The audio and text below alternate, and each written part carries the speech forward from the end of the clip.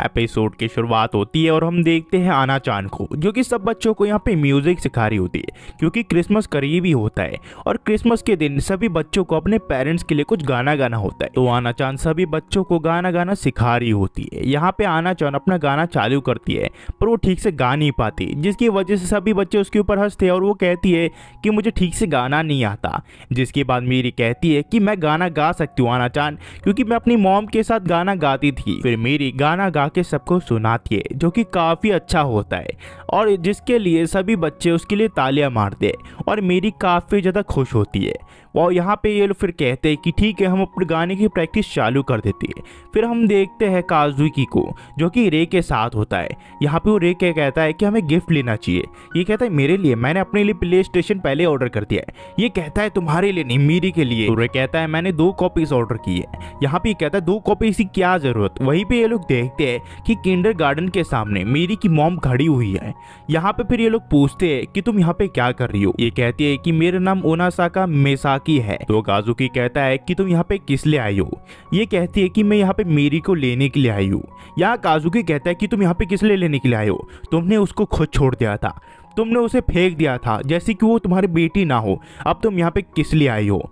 यहाँ पे ये कहती है कि मैं यहाँ पे अपनी डॉटर को लेने आई हूँ, मैं अपनी डॉटर के लिए जीना चाहती हूँ, मैं नई फ्रेश स्टार्ट करना चाहती हूँ। पर उतने में मेरी आ जाती है तो रे काजुकी को रोक लेता है और मेरी अपनी मॉम को देख के काफ़ी ज़्यादा खुश होती है और उसके गले लग जाती है और काजुकी को शौक लगता है, पर मेरी काफ़ी ज़्यादा खुश लग रही होती है अपनी मॉम को देख के। इस एपिसोड का नाम है लॉस्ट एट सी। इस एपिसोड की शुरुआत में हम देखते हैं कि काजुकी उसकी मॉम को, यानी कि मेरी की मॉम को अपने घर ले आया होता है। यहाँ पे रे कहता है इसको हमें घर लाने की क्या जरूरत थी। रे कहता है कि हम मेरी के सामने इस चीज के बारे में बात नहीं कर सकते। यहाँ पे कहता है कि इसको घर फिर क्यों लाने की जरूरत थी, ये बेकार है, इसने अपनी बेटी को छोड़ दिया। जिसके बाद मेरी अपनी मॉम को अपना रूम दिखाती है कि रे और काजुकी ने कितना कुछ किया है मेरी के लिए। यहाँ पे इसकी मॉम फिर कहती है कि अगर तुम यहाँ पे खुश हो तो तुम मेरे बिना रह सकती हो। यहाँ मेरी कहती है कि वो अपनी मॉम से काफी ज्यादा प्यार करती है, इसी वजह से वो अपनी मॉम को कभी भी नहीं छोड़ सकती इन चीजों की वजह से। और वो कहती है कि वो अपने पापा से भी काफी ज्यादा प्यार करती है और वो अपनी मॉम का हैमबर्गर खाना चाहती है, जिसकी वजह से ये दोनों बाहर जाते हैं शॉपिंग के लिए। और काजुकी को ये लोग कहते हैं कि हम बाहर गए थे ताकि मेरी हैमबर्गर खा सके। और यहाँ पे ये कहते हैं कि मुझे तुम्हारा जो किचन है वो थोड़ी देर के लिए बोरो करना पड़ेगा। यहाँ ये दोनों कुछ नहीं कर सकते, इसी वजह से काजुकी काफी ज्यादा गुस्सा होता है और ये कहता है क्या हुआ। ये कहता है तुम्हें पता भी है कि एक किचन की क्या वैल्यू होती है, मैं डेली खाना बनाता हूँ, मुझे पता है क्या वैल्यू होती है उसकी। इसके बाद मेरी की मॉम जो हैमबर्गर वो बना देती है, बेसिकली बाहर से लाती है वो, और यहाँ पे ये लोग फिर खाना चालू कर देते हैं। यहाँ मेरी कहती है काफी ज्यादा टेस्टी है। कुछ ही देर में इनका खाना हो जाता है तो मेरी कहती है कि क्रिसमस के दिन मैं गाना गाने वाली हूँ, जो कि अपनी मॉम के साथ गाती थी। यहाँ पे वो अपनी मॉम को गाना गाने के लिए कहती है, पर ये कहती है वो फ्री में किसी के लिए भी गाना नहीं गाती। तो मेरी कहती है पापा इस चीज गाने को बाय कर लो।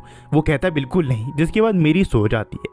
यहाँ पे ये लोग फिर अपनी बात चालू कर देते हैं और काजुकी पूछता है कि तुम यहाँ पे किस लिए आई हो, तुमने तो अपनी बेटी को छोड़ दिया था। ये कहती है इसके जॉब से इसे निकाल दिया और इसके जो आदमी था उसने इसे छोड़ दिया है और अब ये कैंसर से जूझ रही है। तो इसने फैसला किया है ये आखिरी वक्त में अपनी डॉटर के लिए जीना चाहती है और भगवान काफी ज्यादा निर्दय है। काजुकी कहता है कि मुझे तुम्हारी इमोशनल स्टोरी नहीं देखनी है, तुमने अपनी डॉटर को फेंक दिया था और तुम यहाँ पे किस लिए आई हो, मेरी तुम्हारी कुछ नहीं लगती है और तुम यहाँ पे अपने मतलब के लिए आई हो। यहाँ पे इसकी मॉम कहती है मुझे पता है ये सेल्फिश है और मैं अपनी बच्ची कुछ जिंदगी अपनी बेटी के साथ गुजार देनी चाहती हूँ। और वो कहती है कि वो अपने मॉम डैड के पास जा रही है ताकि वो वहाँ पे अच्छी जिंदगी जी सके और मेरी को भी अच्छी परवरिश दे सके। यहाँ पे काजुकी को कहती है कि तुम्हारे जाने के बाद मैंने काफी ज्यादा सोचा और मैं तुम्हें काफी दिनों से ढूंढ भी रही थी।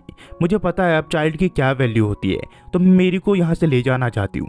यहाँ पे ये लोग कहते हैं कि क्रिसमस आ रहा है और वो उसके डे केयर में एंजॉय करना चाहती है। इसकी मॉम कहती है कि मैं साइड के अपार्टमेंट में कुछ ले लूंगी ताकि मेरी एंजॉय कर सके, वो हर चीज करेगी तो जो कि मेरी को खुश रख सके। ये लोग कहते हैं कि तुम मेरी के लिए कुछ नहीं कर रही हो, तुम अपने लिए कर रही हो, तुम्हें उसकी कोई परवाह नहीं है। मेरी की मॉम फिर खड़ी हो जाती है और कहती है जो भी तुम लोगों ने किया मेरी के लिए मैं काफी ज्यादा शुक्रिया हूँ। और वो अब मेरी को ले जाएगी क्योंकि उसे पता है कि ये दोनों कैसा बिजनेस करते और मदर होने की वजह से वो मेरी को इन दोनों के केयर में नहीं छोड़ सकती है। और ये कहती है कि पेरेंट्स होने की वजह से तुम दोनों को भी समझना चाहिए। जिसके बाद मेरी की मॉम कहती है कि मैं कुछ दिनों में वापस आऊंगी मीरी को लेने के लिए। और ये दोनों फिर क्यू के पास चले जाते हैं और सोचते हैं कि इतने दिनों बाद ये वापस क्यों आए, इसको एड्रेस किसने बताया। यहाँ पे फिर क्यू कहता है मेरी की मॉम को मैंने एड्रेस बताया था। ये लोग कहते हैं तुमने ऐसा क्यों किया। क्यू कहता है मैंने तुम्हें पहले भी वार्निंग दी थी, तुम्हें इस चीज के लिए तैयार रहना पड़ेगा। जिसके बाद वो इसे फोटो दिखाता है और कहता है कि गैंगस्टर ने तुम्हें पहले ही देख लिया है और तुम्हें ओगिनो रायो के बारे में तो पता ही होगा। यहाँ पर रे को इसके बारे में पता होता है पूरी तरह। क्यों कहता है कि अभी तो मैं सिर्फ वार्निंग दे रहा हूँ, ये ऊपर से ऑर्डर आए हैं, इसी वजह से मैं मीरी को छोड़ रहा हूँ, वरना ये लोग खत्म कर देंगे तुम्हारी फैमिली को। और ये तो सिर्फ एक वार्निंग है, अगर तुमने ये नहीं सुनी और अगला रिजल्ट तो मैं पता ही है क्या होगा। यहाँ पे फिर रे को याद आता है कि उसके फादर ने कैसे उसके दोस्त यानी कि उसके कलीग को मार दिया और उसी के हाथों से उसने मरवाया। यहाँ पे वो अब सोच में पड़ा होता है कि वो क्या करेगा। यहाँ पे क्यों कहता है कि मीरी के लिए यही सही होगा कि वो अपनी मॉम के साथ रहे। और ये मत भूलो तुमने उसके फादर को मारा था, तो यह फेक फैमिली का ड्रामा बंद कर दो, मीरी को यहाँ से जाना पड़ेगा, वरना तुम्हें पता ही है क्या हो सकता है, मैं दोबारा से नहीं कह सकता। जिसके बाद अगले दिन ये लोग मीरी को उठाते और कहते हैं कि हम विलेज में जा रहे घूमने के लिए, मीरी जल्दी उठो। जिसके बाद ये दोनों रे को उठाते हैं और ये तीनों के तीनों रेडी हो जाते हैं और कार से जाने लग जाते हैं। मीरी कहती है कि आपको पता है कहाँ जा रहे हैं हम।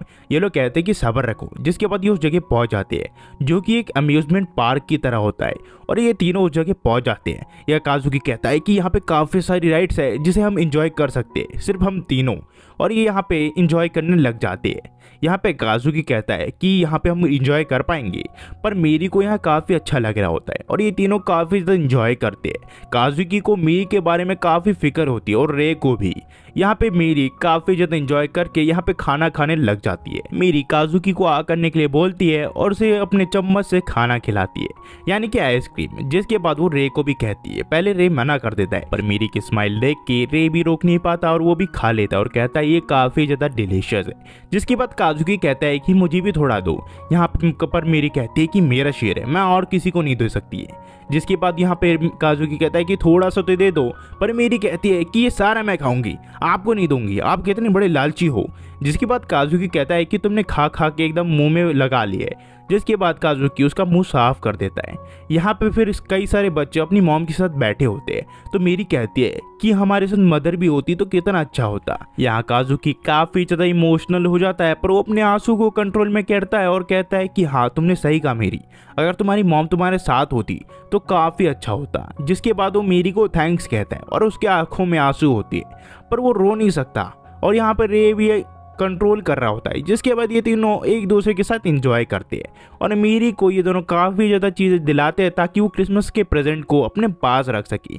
मीरी काफ़ी ज़्यादा ड्रेस लेती है, पर ये दोनों काफ़ी ज़्यादा खुश लग रहे होते हैं कि आखिरी मोमेंट में ये मीरी के साथ एंजॉय कर सकते हैं। जिसके बाद घर जाते हुए ये तीनों यहाँ पे फेरी व्हील देखते हैं, जो कि काफ़ी अच्छा लग रहा होता है और ये तीनों फैसला करते हैं कि ये फेरी व्हील में जाएंगे और एंजॉय करेंगे। यहाँ पे नज़ारा काफ़ी अच्छा लग रहा होता है तीनों को। यहाँ पे मीरी कहती है देखो पापा कितना अच्छा नज़ारा है, पर ये दोनों यहाँ पे बात कर रहे होते हैं कि तुम्हें याद है रे, मैंने तुमने कुछ कहा था जब तुम एक कैट लाए थे, और तब मैं तुम्हें कहा था कि उस चीज़ का जब तक तुम ख्याल नहीं रख सकते और तुम ऐसी कंडीशन में हो तुम उसे रख ही नहीं सकते, तो उस चीज़ के लिए तुम्हें रेडी रहना पड़ेगा ताकि उस चीज़ को तुम छोड़ दो। मेरे हिसाब से हम दोनों काफ़ी ज़्यादा लेट हो चुके हैं नॉर्मल ज़िंदगी को जीने के लिए, नॉर्मल हैप्पीनेस को जीने के लिए, तो यही अच्छा होगा कि हम मीरी को अच्छी ज़िंदगी दे सके। काजुकी फिर कहता है कि वो सिर्फ यही चाहता है कि मीरी नॉर्मल स्कूल में जा सके, नॉर्मल अपने दोस्तों के साथ खेल सके, नॉर्मल गाना गा सके, हर चीज़ वो कर सके और वो एक नॉर्मल इंसान की लाइफ जी सके। जिसके बाद ये तीनों नज़ारे को एंजॉय करते हैं और यहाँ पे मीरी कहती है काफ़ी ज़्यादा अच्छा है। ये दोनों कहते हैं कि हाँ काफ़ी ज़्यादा अच्छा है। जिसके बाद ये लोग नीचे आ जाते हैं जहाँ पे मीरी की मॉम यहाँ पे इन दोनों का इंतज़ार कर रही होती है। मेरी की मॉम सामने होती है और यहाँ पे काजुकी कहता है कि मेरी आज का लास्ट सरप्राइज है, ये तुम्हारे दोनों पापास ने तुम्हारे लिए तैयार किया है, तो अपनी मॉम के साथ तुम रह सकती हो। यहाँ पे मेरी कहती है तो फिर बहुत बड़ी बात है। जिसके बाद मेरी अपनी मॉम के साथ यहाँ से चली जाती है, पर इससे पहले मेरी जाती काजुकी उसे चद्दर ओढ़ देता है और कहता है कि मेरी कहीं भी रहना, खुश रहना और कभी भी सर्दी खांसी पकड़ मत लेना और हेल्दी रहना। फिर मेरी यहाँ पे बाय बाय कहते हुए कहती है कि पापा हम कल मिलेंगे और यहाँ से वो चली जाती है, पर ये दोनों काफी ज्यादा उदास लग रहे होते हैं। तो गाइस यहाँ से जो कहानी है वो टू बी कंटिन्यू हो जाती है। अगर आप यहाँ तक देख रहे हो तो प्लीज हमारे चैनल को लाइक एंड सब्सक्राइब कीजिए। एंड लास्ट में एक चीज रिव्यू दूंगा कि एपिसोड में एकदम ट्विस्ट एंड टर्न्स आ चुके हैं। अब देखते हैं लास्ट के 2 एपिसोड बाकी है, देखते हैं कि ये कहानी कैसा मोड़ लेती है। और क्या पता काजुकी और रे अपने ऑर्गेनाइजेशन के खिलाफ लड़ ले। तो देखते हैं कैसी वीडियो आती है, नेक्स्ट वीक आने वाली है, तो तैयार रहिएगा, मैं वो वीडियो अपलोड कर दूंगा और उसके बाद आखिरी एपिसोड आएगा। मेरे हिसाब से शायद इसका अगला सीजन भी आएगा, तो उसके लिए भी हम वेट करेंगे। Thanks for watching guys and next video मिलते हैं।